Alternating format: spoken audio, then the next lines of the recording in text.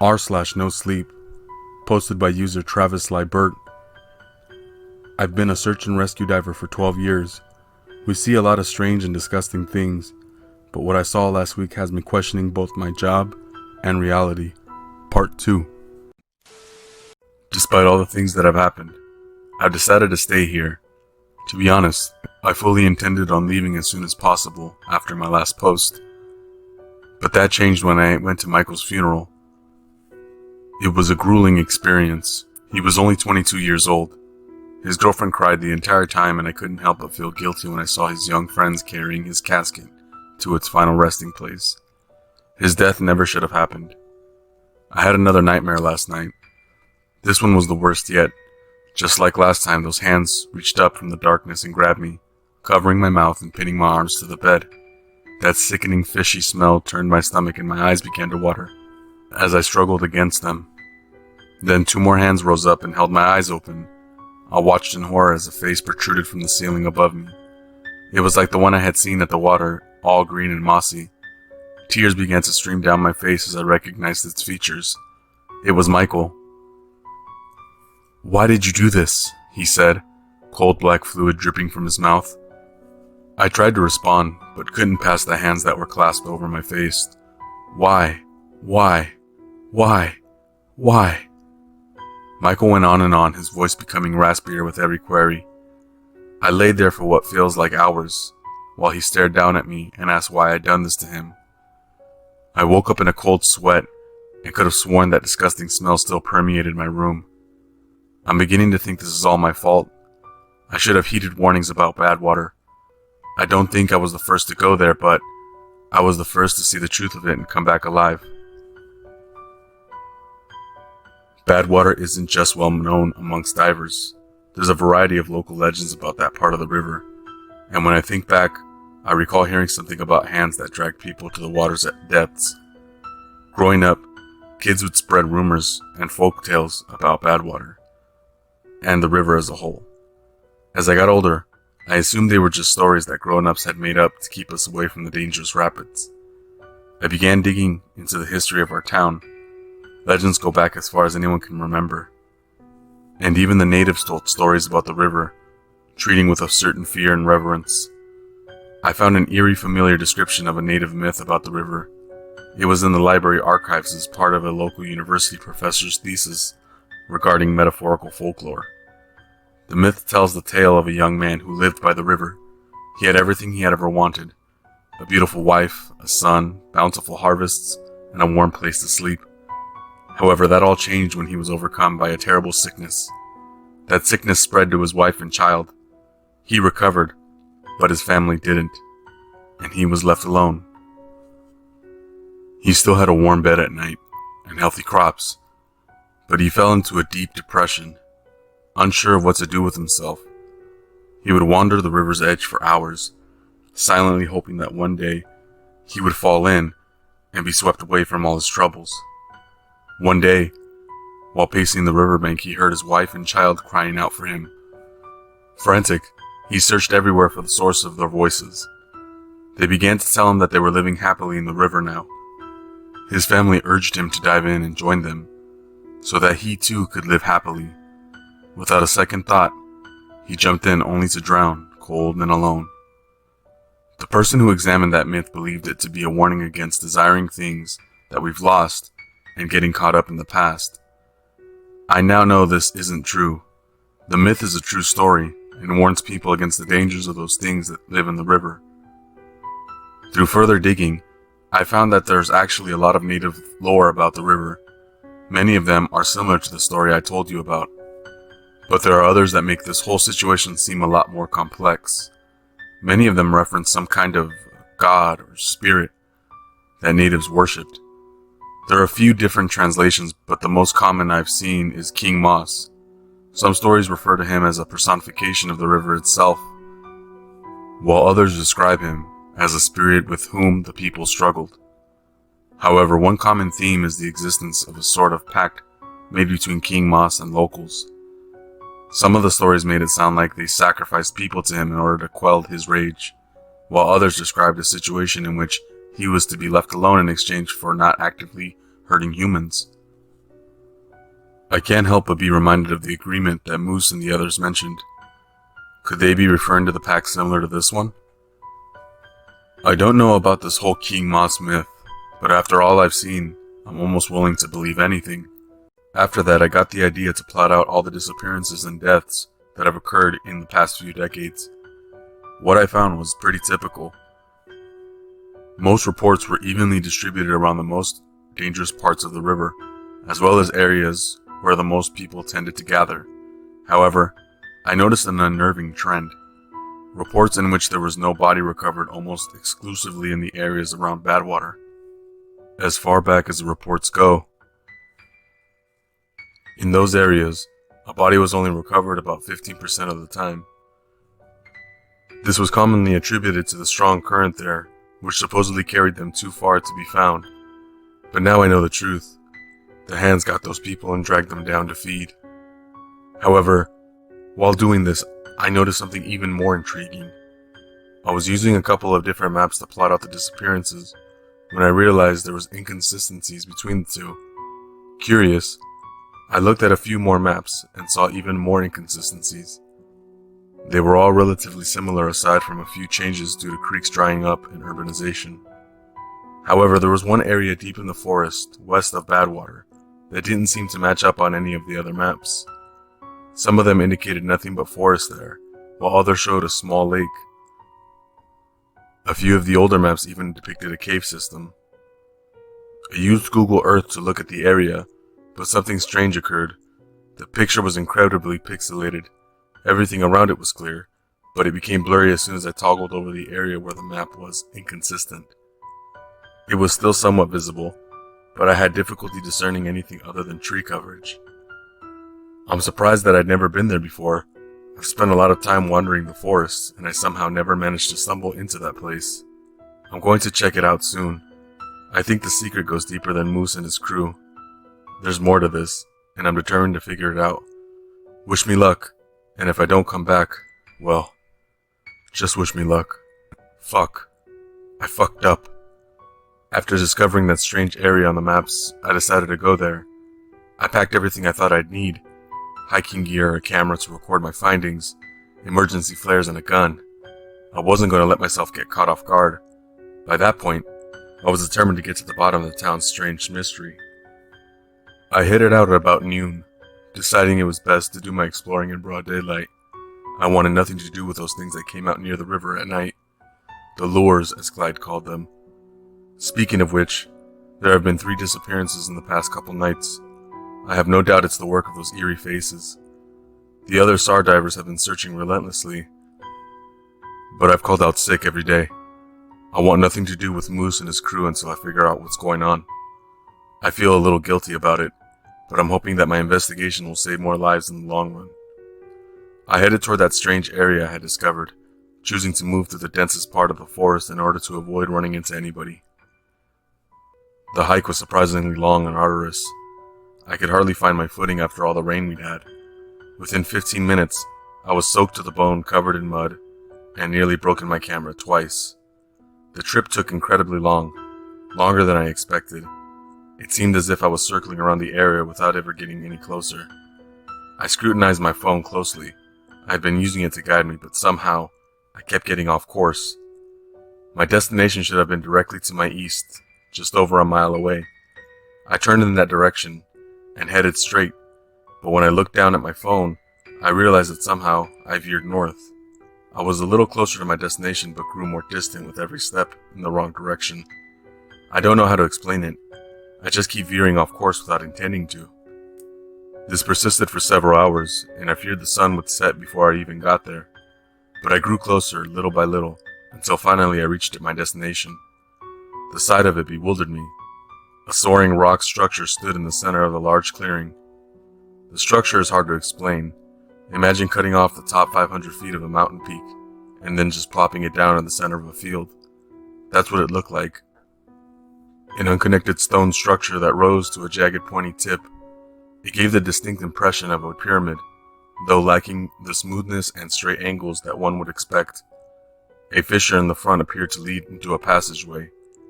Strangely, a small river ran out of the cave's mouth.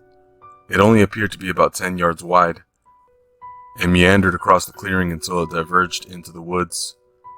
The water was crystal clear and flowed surprisingly fast. I followed it until I reached the mouth of the cave. I looked inside to find only darkness.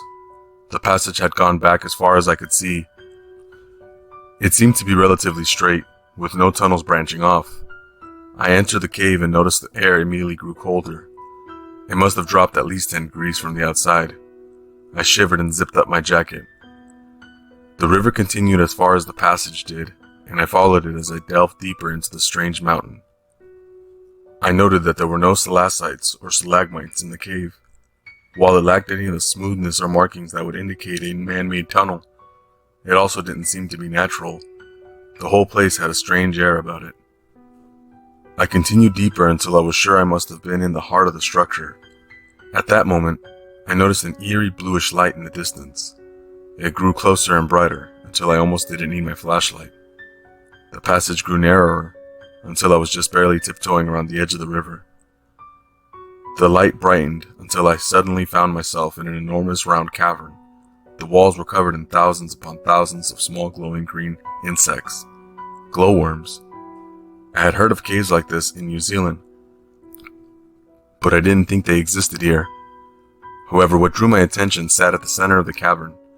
My breath caught in my throat when I saw it, and my hand immediately went to my gun. The river dwindled until it ended in a clear, circular pool.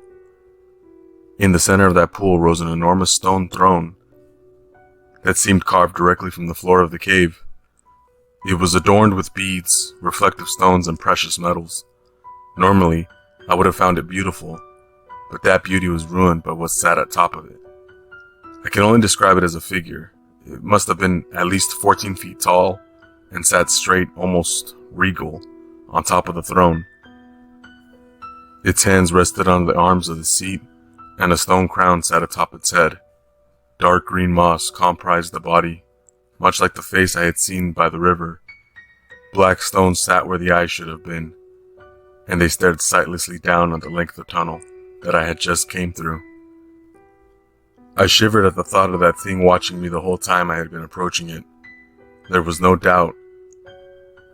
That thing was what the natives had referred to as King Moss. That's when I noticed the smell. It was disgusting, and I couldn't believe I hadn't noticed it earlier. It was exactly like the smell in my dreams, a gut-wrenching combination of glass clippings and rotten flesh. I nearly vomited and tried to focus on breathing through my mouth. That wasn't much better though. I could taste it on the air. It coated my tongue and throat, making it impossible to ignore. I covered my mouth and nose with one hand and pulled out my camera with the other. This must be the source of all that weird shit going on. This is what the native myths had talked about, and I was going to make sure that everyone knew about it. I turned the camera on and pointed it at the green figure, and nothing.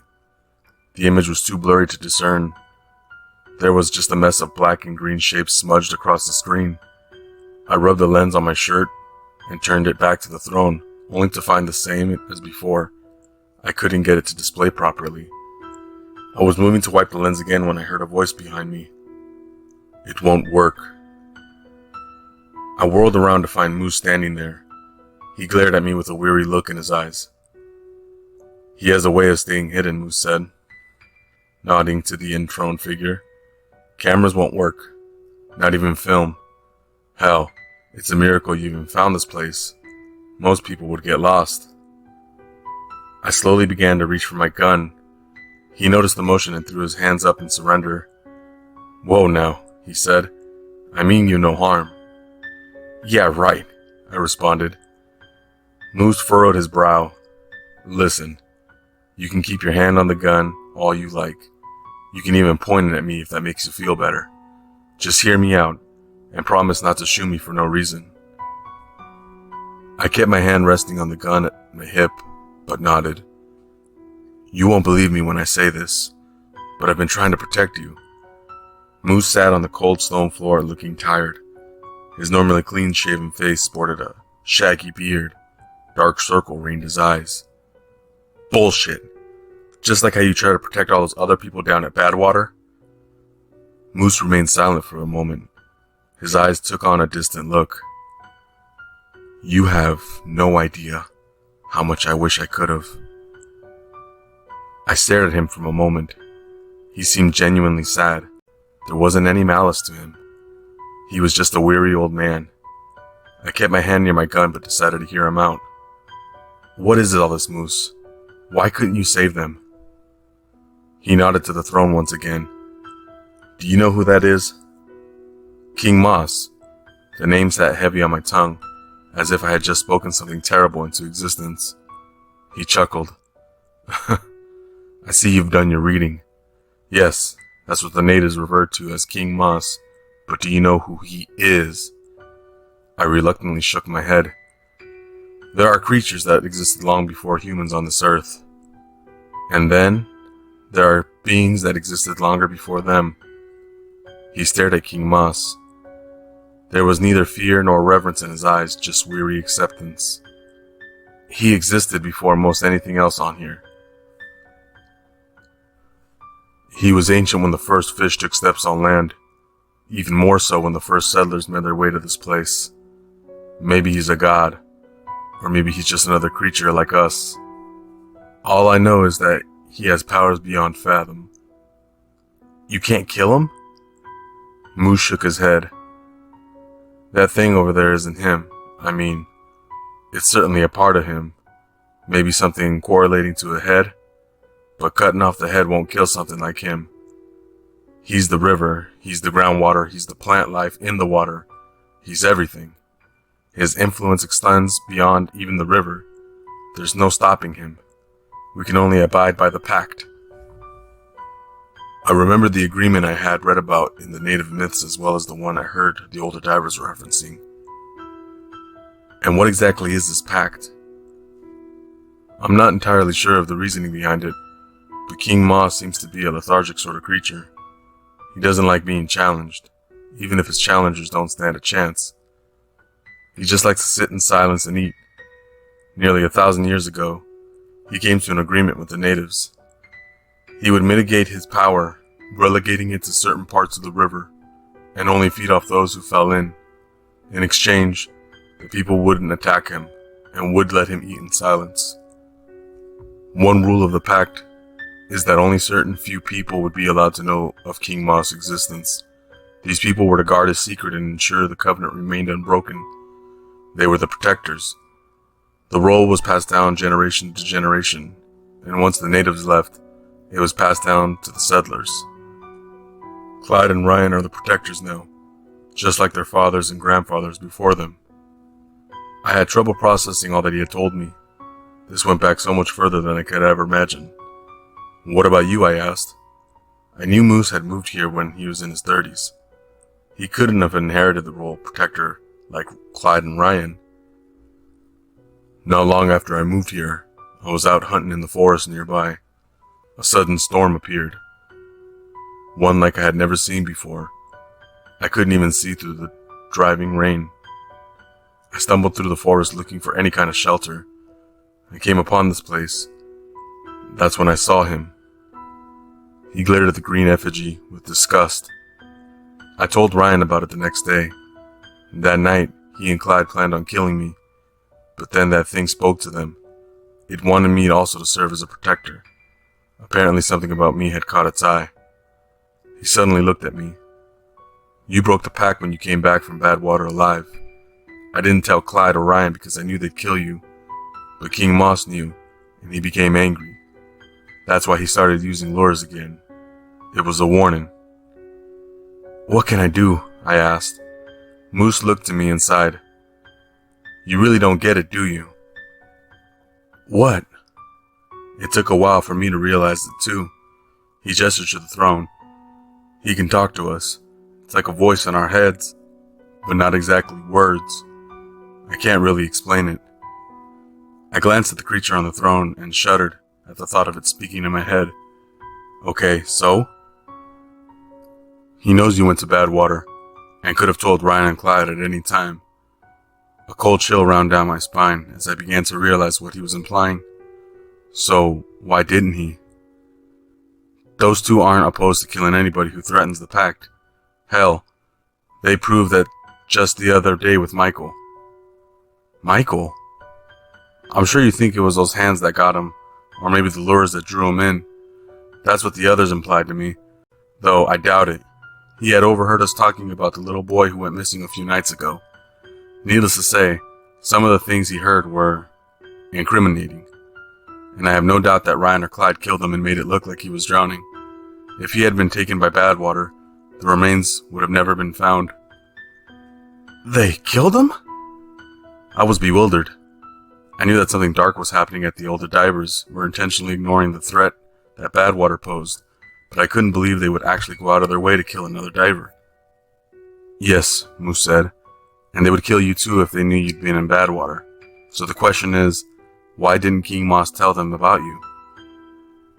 I remembered what he told me about when he began working to protect the Pact, how Clyde and Ryan had tried to kill him, but King Moss had stopped them. He wants me, I said. Moose nodded. He wants you to protect the Pact. He smiled wearily to himself. I think he has a thing for divers. Suddenly, I felt like the giant green figure on the throne was staring at me. It hadn't moved, but still it seemed like I was being watched. That thing wanted me, and I clenched my fist. I would never work for it. Help me kill it, I said to Moose, or at least help me get away. Moose shook his head. I can't. Yes, you can. There's still good in you. You don't understand. He stood up and stared at me with a deep look of utter defeat in his face. I literally can't. He began to take his shirt off. Confused by his actions, I gripped my gun tightly. However, my grip fell when I saw what was beneath his clothes. A green mass set in the center of his chest. Seaweed-colored veins branched off from it in every direction and faded into his skin. It pulsed like a second heart, and my stomach turned as I watched his skin stretch over it. What the fuck? This is his mark, Moose said. This is how it shows that I belong to him, and it's how he keeps me in line. I can't act in opposition to his will. It burns if I do, and it will kill me if I act blatantly against him. It's been aching ever since I found out you went to Badwater, and I can't even leave town. It'll kill me if I go too far. What the fuck? What the fuck? What the fuck?